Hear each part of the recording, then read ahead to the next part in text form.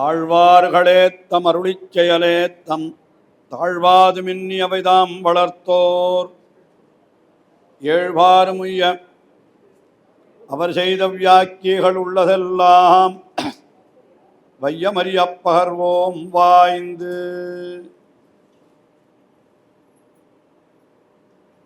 முதுபெரும் வழக்கறிஞர் doctor DS. Ramaswamy அவர்கள் திருவாய்மொழிக்கு எழுதியுள்ள எளிமை உரை அது இப்பொழுது புத்தகமாக வெளியிடப்பட்டிருக்கிறது. இங்கே பல பெரியோர்கள் வந்து அந்த பணியினை பாராட்டி பேசியிருக்கிறார்கள். நம்முடைய ஸ்ரீ வைஷ்ணவ சம்பிரதாயத்திலே திருவாய்மொழிக்கு உண்டான சிறப்பு 4000 திவ்ய பிரபந்தத்திலேயே மற்ற திவ்ய பிரபந்தங்களுக்கு கிடையாது என்று கூட சொல்லலாம். அழகமணவாள பெருமாள் நாயனார் சொல்லுகிற பொழுது ராமாயணம் நாராயண கதை என்று தொடங்கி காங்கேய சம்பவா ஜசத்கீர்த்தனம் பண்ணின எச்சில்வாய் சுத்தி பண்ணாமே என்றெல்லாம் அருளி செய்தவர் கடைசியில் அருளி செயலில் இது சாரம் என்று தெரிவிக்கிறார். அதாவது 4000 திவ்ய பிரபந்தத்திலேயே சாரமான பிரபந்தம் எதுன்னா அது இதுதான், திருவாய்மொழி தான் என்ன அருளி செயலில் இது சாரம் என்று தெரிவிக்கிறார். இப்படிப்பட்ட திருவாய்மொழிக்குத்தான் முதலிலே வியாக்கியானங்கள் எழுதப்பட்டன. அதாவது இந்த திவ்ய பிரபந்தங்களுக்கெல்லாம் முதலிலே பேருரைகளெல்லாம் வாய்மொழியாகத்தான் சொல்லப்பட்டு வந்தனவே தவிர அவற்றை யாரும் வியாக்கியானமாக எழுதி வைக்கவில்லை. முதலிலே அந்த வியாக்கியானத்தை எழுதி வைத்தவர் என்னால் அது திருக்குறுகை பிரான் பிள்ளான் என்கிற ஆச்சாரியர். அதுவும் ஸ்ரீ ராமானுஜருடைய நியமனம் காரணமாக எத்திராசர் பேரருளால் உள்ளாரும் அன்புடனே மாறன் மறைப்பொருளை பிள்ளான் அன்று உரைத்தது. அதுதான் 6000 படி என்று பெயர். 6000 படி வியாக்கியானம் முதல்ல எம்பெருமானார் தான் நியமித்தார், இதனை வியாக்கியானம் எழுதும் என்று. அதுக்கு முன்னாலே அப்படி வியாக்கியானங்கள் எழுதப்படவில்லை. அதைத்தான் நாம் என்ன நினைக்கணும்னா, அதுக்கு முன்பாசுரத்தில் என்ன தெரிவிக்கிறார்? ஓரான் வழியாய் உபதேசித்தார் முன்னோர் ஏறார் எதிராசர் இன்னருளால் என்று பார்க்கிற பொழுது இதுக்கு முன்னாலே எல்லாரும் வாய்மொழியாத்தான் வியாக்கியானங்களை சொல்லிட்டு இருந்தார். முதல்ல அந்த வியாக்கியானத்தை எழுதணும்னு சொன்னது, எழுதி வைக்கணும்னு சொன்னது எம்பெருமானார் தான். அது ஒரு பெரிய கைங்கரியம். அது அவர் முதல்ல அந்த வியாக்கியானத்தை எழுதினார். அதற்கு பிறகு நஞ்சியர் 9000 படி வியாக்கியானம் அருளி செய்தார். அடுத்தபடியாக நம்பிள்ளையினுடைய உரையை பெரியவாச்சான் பிள்ளை அவர் 24000 படி என்று அவர் ஒரு வியாக்கியானத்தை எழுதினார். நம்பிள்ளை அருளி செய்த வியாக்கியானத்தை அப்படியே ஏடுபடுத்தி வைத்திருந்தார் வடக்கு திருவீதி பிள்ளை. ஆனால் அது நம்பிள்ளை காலத்தில் வெளிப்படலை. அது நம்பிள்ளையே வேண்டான்னு சொல்லிவிட்டார். எதுக்காக இது அப்படின்னு சொல்லி நல்லவேளை அதை உள்ளே கட்டி வச்சுட்டார், அதை பாழாக்கல்ல. ஆனால் இதுக்கு முன்னால் இன்னொரு நடுவில் ஒரு வியாக்கியானம் ஒன்று சொல்கிறார். நடுவில் திருவீதி பிள்ளை பட்டர் என்று ஒரு ஆச்சாரியர், அவர் நம்பிள்ளையினுடைய காலக்ஷேபத்தை கேட்டுட்டு அப்படியே முழுக்க ஒரு எழுத்து விடாமல் அவர் ஒரு வியாக்கியானம் எழுதி வச்சிருந்தாராம். அதை கொண்டு போய் நம்பிள்ளையின் இடத்துல காண்பித்தால் உடனே நம்பிள்ளை என்ன பண்ணிட்டார், இப்படியெல்லாம் வியாக்கியானம் நீர் முழுக்க எழுதிட்டா அப்புறம் யாரும் காலக்ஷேபம் கேட்கறதுக்கு வரவே மாட்டா, அதனால் இந்த வியாக்கியானம் வெளிப்படக்கூடாதுன்னு சொல்லி அது கரையானுக்கு இலக்காகி நம்பிள்ளையே அழித்து விட்டார் என்ன குரு பரம்பரையில் எழுதி வைத்திருக்கிறார்கள்.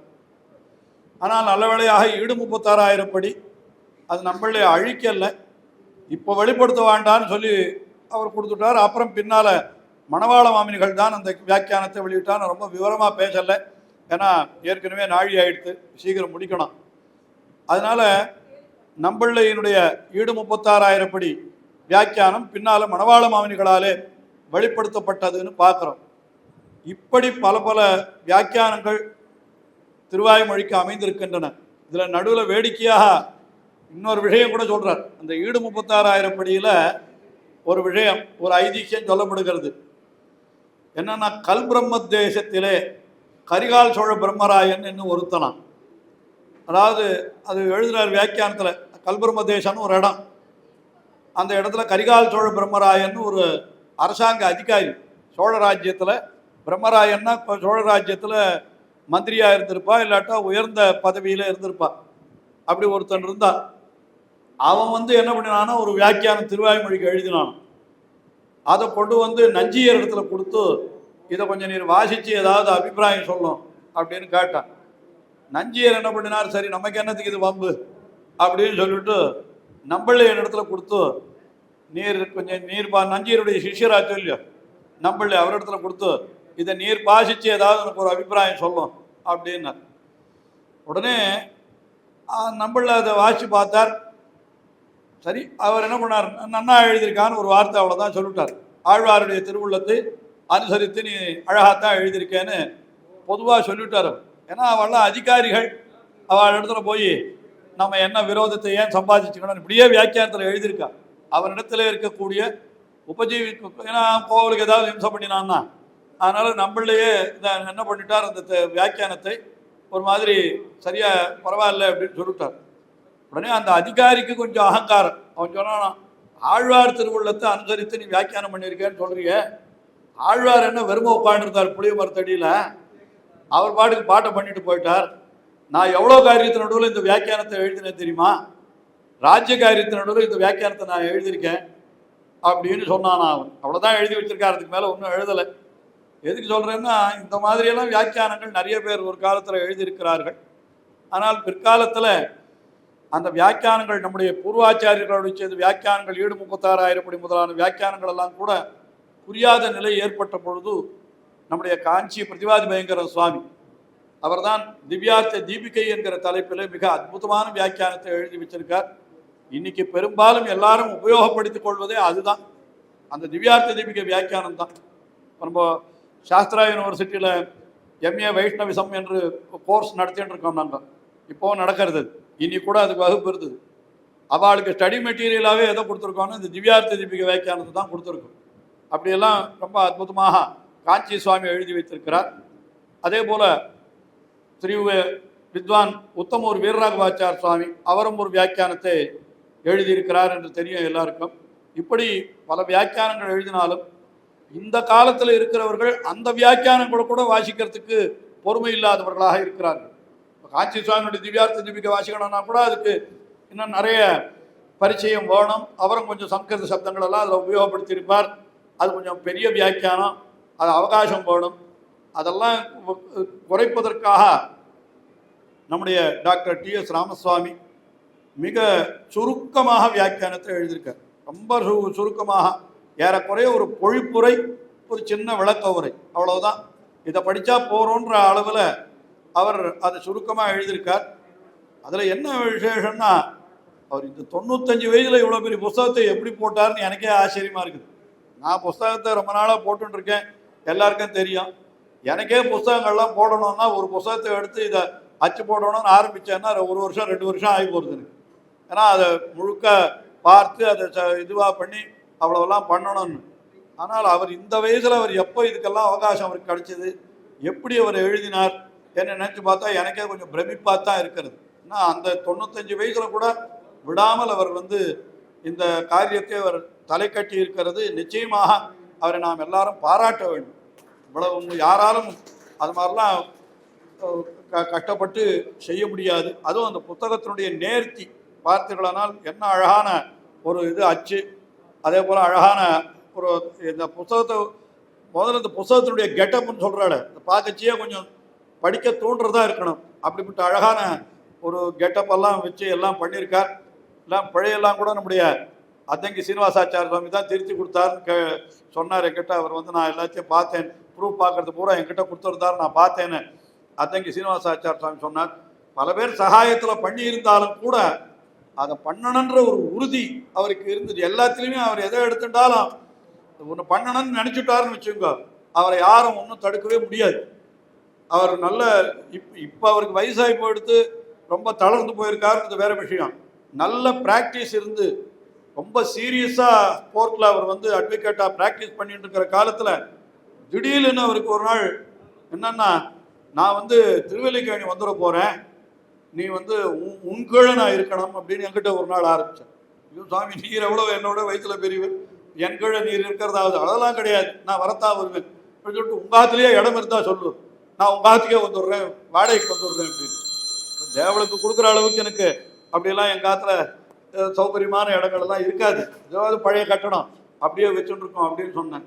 ஆனால் சொன்ன வார்த்தையில் என்ன பண்ணார் தெரியுமா இல்லையா, அதுக்காக விடாமல் திருவல்லிக்கேணியில் ஒரு ஃப்ளாட்டே வாங்கிட்டு வந்துட்டார். இங்கேயே ஒரு ஃப்ளாட் வாங்கிட்டு திருவல்லிக்கேணிக்கு வந்துட்டார். எதுக்கு நீ என்னிடத்துல சொன்ன வார்த்தை இது என்னன்னா, உங்கள்கிட்ட நிறைய விஷயம் தெரிஞ்சுக்கணும், உன்னோட அடிக்கடி பரிச்சயம் பண்ணணும், அதுக்காகத்தான் நான் இந்த வீட்டை வாங்கினேன் அப்படின்னு என்கிட்ட அவர் ராமசாமி சொன்னார். அது அவருடைய பெருந்தன்மை, அவ்வளோதான் தவிர எனக்கு அந்த தகுதி இருக்கிறதா நான் நினைக்கல அப்படி சொன்னார். அதுக்கப்புறம் மெட்ராஸ் யூனிவர்சிட்டியில் வைஷ்ணவிசம் கோர்ஸ் நடத்திட்டு இருக்கோன்னு சொன்னேன். நான் அதில் சேரலாமா அப்படின்னு கேட்டார். அப்போவே அவருக்கு 70 வயசு இருக்கும்னு நினைக்கிறேன். அதுக்கு சேரலாம், பட் நீ அட்வொகேட்டாக ப்ராக்டிஸ் பண்ணி நிற்கிறேன்னு. அதுக்காக 2 வருஷம் அட்வொகேட் ப்ராக்டிஸை அவர் ஒத்தி வச்சார்னு நினைக்கிறேன். அதாவது அது கொஞ்சம் அவளுக்கு இந்த கான்ஃப்ளிக்ட் ஆஃப் இன்ட்ரெஸ்ட் வரக்கூடாதுன்றதுக்காக ஏதோ something advocate cannot be working in another office ஏதோ இருக்கும்னு நினைக்கிறேன். அந்த மாதிரி சில ரூல்ஸ் இருக்கும். ஆமாம், அதனால் என்ன பண்ணார், 2 வருஷ காலம் ஏதோ கோர்ட்லேயே அந்த மாதிரி எழுதி கொடுத்து, பார் கவுன்சிலெல்லாம் லெட்டரெல்லாம் எழுதி கொடுத்து என்ன பண்ணினார்னா எம்ஏ வைஷ்ணவிசம் சேர்த்துட்டார். எதுக்கு சொல்ல, எந்த ஒரு காரியம் செஞ்சாலும் அதில் ஒரு பிடிவாதமாக இருக்கக்கூடியவர்ன்றதுக்காக சொல்கிறேன். அதை முடித்த உடனே என்ன பண்ணினார், நான் பிஹெச்டி பண்ணணும், அதுக்கு நீர் தான் எனக்கு ஏதாவது ஏற்பாடு பண்ணணும்னு சொன்னார். சரி, பிஹெச்டி பண்ணால் இன்னும் 3 வருஷம் ஆகும், பரவாயில்ல அப்படின்னு. சரி, 3 வருஷ காலம். அதில் என்ன தலைப்பு கொடுக்கறதுன்னா, அவர் ஏற்கனவே அட்வொகேட்டாக இருக்கார் அவர். சரி, இது பிஹெச்டி வைஷ்ணவிசம் டிபார்ட்மெண்ட், இதில் தீசிஸ் எழுதணும், என்னமா எழுதலான்னு பார்த்து. சரி, நான் தான் ஒரு தலைப்பு சொன்னேன், இந்த கோவில் வழக்குகள்லாம் நிறைய நடந்திருக்குது, சம்பிரதாய கேஸ் எல்லாம், அதை பற்றி ஏதாவது ஒரு தீசிஸ் எழுதுமே அப்படின்னு நான் சொன்னேன். உடனே அவரே தலைப்பு சொல்லிவிட்டார். ஏன்னா judicial solutions for the temple disputes அப்படின்னு ஒரு தலைப்பு. என்ன, அதாவது கோயில் வழக்குகளில் நீதிமன்ற தீர்வுகள், இதுதான் அவருடைய தலைப்பு. இந்த தலைப்பில் பல ஜட்ஜ்மெண்ட்ஸ் எல்லாம் எடுத்து ஆராய்ச்சி பண்ணி அது ரொம்ப அழகான ஒரு தீசிஸாக ப்ரெசென்ட் பண்ணினார் அவர். உண்மையில் சொல்ல போனால் மெட்ராஸ் யூனிவர்சிட்டியில் வந்த தீசிஸுகளில் அது ஒரு ரொம்ப வித்தியாசமான தீசிஸ். அது என்னென்னா, டீல்ஸ் அபவுட் ஜுடிஷியல் ஆஸ்பெக்ட்ஸ். ஆனால் சப்மிட் பண்ணது வைஷ்ணவிசம் டிபார்ட்மெண்ட், ஃபிலாசபி டிபார்ட்மெண்ட் அது. ஸோ அந்த ஃபிலாசபியும் ஜுடிஷியரியும் சம்மந்தப்படுத்தி ரொம்ப அழகாக ஒரு தீசிஸ் அவர் எழுதினார். அதுக்கு ஒரு டாக்டரேட் கிடைத்தது அவருக்கு. சில நீதிமன்ற தீர்ப்புகளெல்லாம் இந்த தீசிஸை ரெஃபர் பண்ணியிருக்கு. ஒரு ஜஸ்டிஸ் ராமசுப்ரமணியம் அவர் இந்த இவருடைய தீசிஸை தன்னுடைய ஜட்ஜ்மெண்ட்டில் ரெஃபர் பண்ணுறார். இந்த மாதிரி senior advocate doctor Ramasamy has authored a book called judicial solutions of temple டிஸ்பியூட்ஸ்னு, தட் ஷுட் பி கோட்டட் ஹியர்னு சொல்லி அதில் சொன்ன விஷயங்கள் 2 எடுத்து அவர் ஜட்ஜ்மெண்ட்டில் கோட் பண்ணியிருக்காரு. எதுக்கு சொல்கிறேன்னா, ஏதாவது ஒரு காரியத்தை எடுத்துட்டாரானா அதில் அவருக்கு இருக்கிற பிடிவாதம், கண்டிப்பாக இதை நான் செய்து தான் தீரணும், அது முடியாதுன்ற காரியத்துக்கே போகக்கூடாது. ஏன் முடியாது, நான் முயற்சி பண்ணுறேன்னு அதில் இறங்குவார். இறங்கின விஷயத்தை எவ்வளவு சிறப்பாக செய்ய முடியுமோ அவ்வளவு சிறப்பாக செய்வர் என்கிறத இந்த 95வது வயசில் கூட நிரூபித்து கொண்டிருக்கிறார். 95 வயது அவர் எப்படி அவர் அவர் உட்கார்ந்துருக்கிற நிலைமையை பாருங்கள். சொல்கிற ஒரு வார்த்தைக்கு, இந்த மாதிரி நிலைமையில் நம்ம ஆற்றுல இருந்தோம்னா படுக்கையை விட்டு எழுந்திருக்கவே முடியாது நம்மளால். ஆனால் அங்கே 2 மணி காலம் ஆச்சு, கிட்டத்தட்ட இங்கே 2 மணி காலம் 3 மணி காலம் ஆச்சு. நான் வரத்துக்கு முன்னாடியே அவர் வந்துட்டார். நான் கூட கொஞ்சம் லேட்டாக தான் வந்தேன். இன்னும் உட்காந்துருக்கார் அவர். இந்த 2 நாள் முன்னாடியே அவரை ஆற்றுல பார்க்க போனேன். இந்த மாதிரி கொஞ்சம் நாளைக்கு இருக்குது உங்கள் பார்க்கலான்னு சொல்லிட்டு இப்போ தான் போனால் எழுந்திருக்க முடியாத படுக்கையில் அப்படியே படுத்துட்டு இருந்தார். ஐயோ, நாளைக்கு ஃபங்க்ஷனுக்கு நீர் வரப்போகிறது இல்லையா, இப்படி பார்த்தா இப்படி இருக்கிற உம்மால் எப்படி வர முடியும் அப்படின்னு கேட்டால், நான் வந்தாருன்னா வரலாட்டா ஃபங்க்ஷன் நடத்தால் போகிறோம், எனக்கு அது புத்தகம் வெளியிடணும், அவ்வளோதான், வருவதற்கு முயற்சி பண்ணுறேன் அப்படின்னு தான் சொன்னார். ஆனால் முயற்சின்னா எப்படியோ அவளை என்ன தொந்தரவு பண்ணாரோ எனக்கு தெரியாது. அவள் ஆற்றுல இருக்கிறவாளை தான் கேட்கணும். இவ்வளோ இங்கே அழைச்சின்னு வரதுக்கு அவள் எவ்வளோ கஷ்டப்பட்டிருப்பா நினச்சி பாருங்க. அவருடைய பொண்ணு வந்திருக்கா, அவருடைய பாரியை வந்திருக்கா, அவருடைய மாப்பிள்ளை வந்திருக்கா, இவெல்லாம் வந்திருக்கா. இவெல்லாம் அவரை இங்கே அழைச்சின்னு வரதுக்கு என்ன சிரமப்பட்டிருப்பாளோ. ஏன்னா பாவம், அவருக்கு ஏதோ கொஞ்சம் கீழே விழுந்து ஃப்ராக்சர் ஆகிருக்கு, முதுகெலும்பில் ஏதோ அடிபட்டு அந்த மாதிரிலாம் நிலைமையில் இருக்கார். இந்த மாதிரி நிலைமையிலலாம் இருந்தால் நம்மளாம் அசையக்கூட மாட்டோம். ஆனால் ஒரு வயசு, அவருடைய அந்த மூப்பு மட்டும் இல்லை, அவருடைய உடல்நிலை, அதில் இருக்கிற பாதிப்பு எதையுமே மனசில் வச்சுக்காத காரியத்தை நடத்தணும்னா அதுக்கு நான் வருகிறேன் என்று அவர் வந்தார். அதே மாதிரி இப்போ கூட ஒரு 4-5 வருஷம் முன்னால் 90 வயசில் கூட ஏதோ ஒரு கேஸ் வந்தது, காஞ்சிபுரம் கேஸ் தான். அவர் அந்த சமயத்தில் என்ன ஆயிடுத்து, கொஞ்சம் அது ரொம்ப சிக்கலாக அந்த விஷயங்கள்லாம் இருக்கட்டும். எனக்கு உடனே என்ன சொன்னாங்கன்னா, நான் அவர்கிட்ட சொன்னேன், சுவாமி நீர் நேரம் வந்தால் ஏதாவது நடந்தால் உண்டு, இல்லைன்னா நடக்காது. அது டி.ஆர். ரங்கநாதன் கூட இங்கே இருந்தாருன்னு நினைக்கிறேன். இருக்காரா? அவர் தான் அதுக்கு என்ன பண்ணார் தெரியுமா, 90 வயசில் நடக்க முடியாத பொழுது அந்த கோர்ட்டில் வந்து கிட்டத்தட்ட 1.5 மணி காலம் ஆர்கியூ பண்ணு கோர்ட்டில் டி.எஸ். ராமசாமி இந்த கேஸில். அவர் ஜட்ஜு கூட அப்போ என்ன சொல்லிட்டார், சரி அவருக்கு கன்சிடரிங் இஸ் ஏஜ் நீங்கள் வேணால் உட்காந்து ஆர்கியூ பண்ணுங்கோ அப்படின்னு சொன்னார். முடியாது, கோர்ட்டினுடைய ப்ரொசீஜர் என்னவோ, நான் அந்த டெக்கோரம் நான் குறைக்க மாட்டேன்னு சொல்லிட்டு 1.5 மணி காலம் நின்றுட்டு ஆர்கியூ பண்ணார். சுவாமி இப்போ தான் நடந்தது இல்லையா, ஞாபகம் இருக்கா? எதுக்கு சொல்ல வரேன்னா, எந்த ஒரு காரியமாக இருந்தாலும் அதில் இருக்கிற அவருக்கு ஒரு பிடிவாதம், அது செய்துதான் தீர வேணும் என்கிற ஒரு உறுதி, அதை எப்படியாவது நடத்தி காட்ட வேண்டும் என்ற அந்த ஒரு துடிப்பு, அதெல்லாம் நினச்சி பார்த்தா இதெல்லாம் கிட்டத்தட்ட நமக்கெல்லாம் இதெல்லாம் ஒரு பாடம் மாதிரி நினச்சிக்கணும். அந்த சுவாமி இப்படி ஒரு அழகான ஒரு காரியத்தை செய்திருக்கிறார். அந்த சுவாமிக்கு அடியேன் என்ன சொல்கிறது, இன்னும் பல்லாண்டு எழுந்தொழி இருந்து இது போல் இன்னும் புஸ்தகங்கள் நிறைய எழுதணும்னு தான் சொல்லணும்னு ஆசை. அது ஏன்னா அவருக்கு இப்போ இருக்கிற நிலைமையை பார்த்தா இன்னும் இதுக்கே அவள் குடும்பத்துக்கு எவ்வளோ சிரமமோ எனக்கு தெரியாது. இன்னும் நான் பாட்டுக்கு நீர் பாட்டுக்கு சொல்லிட்டு போயிட்டேன், கடைசியில் அவஸ்தைப்பட போகிறது நாங்கள் தானே அவள் சொன்னான்னா நான் அதுக்கு பதில் சொல்ல முடியாது. அவருக்கு நல்ல ஆரோக்கியத்தை கொடுக்கணும் பெருமாள், அதுதான் என் பிரார்த்தித்துக் கொள்கிறேன். என்னென்னா தேக ஆரோக்கியம் இன்னும் பரிபூர்ணமாக இருந்து அவர் நன்றாக அவர் தம்முடைய காரியங்களை என்ன செய்யணும்னு நினைக்கிறாரோ அவர் செய்ய வேண்டிய காரியங்களை அவருக்கு செய்வதற்குரிய வல்லமை அவருக்கு ஸ்ரீ பார்த்தசாரதி பெருமாள் கொடுக்க வேண்டும் என்று அடியன் பிரார்த்தித்துக் கொண்டு, ஏதோ அவருடைய பேரபிமானத்தால் அவர் என்னையும் கூட எல்லாம் இவர் தான் சொல்லிட்டு இருக்கார்.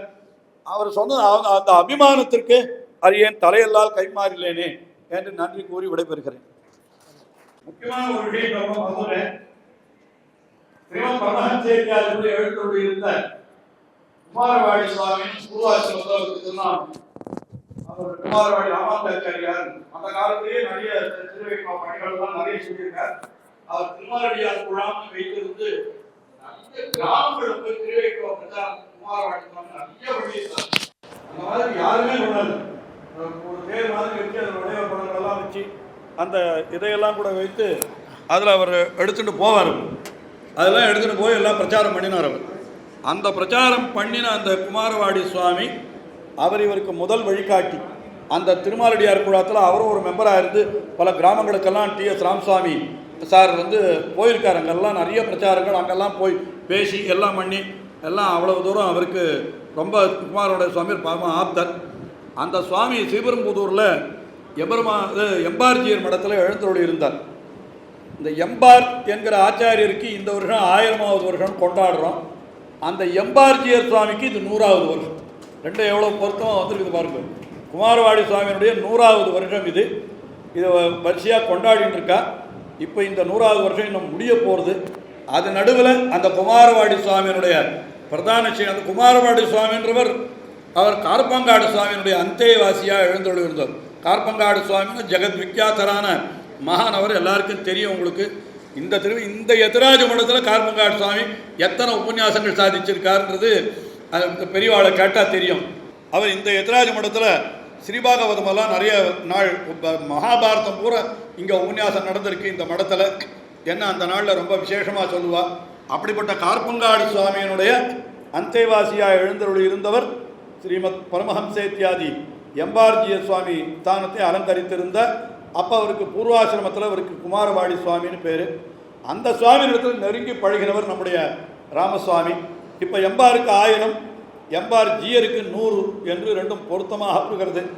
அந்த விழாவினுடைய நடுவில் குமாரவாடி சுவாமியினுடைய, அதாவது எம்பார்ஜியர் சுவாமியினுடைய அபிமானத்தை பெற்ற நம்முடைய ராமசுவாமி அட்வொகேட் அவர்கள் இந்த புத்தகத்தை வெளியிடுவது என்பது அவருடைய 100ஆண்டு விழாவுக்கு செய்யக்கூடிய மிகச்சிறந்த அஞ்சலி என்கிறதுல எந்த சந்தேகமும் இல்லை.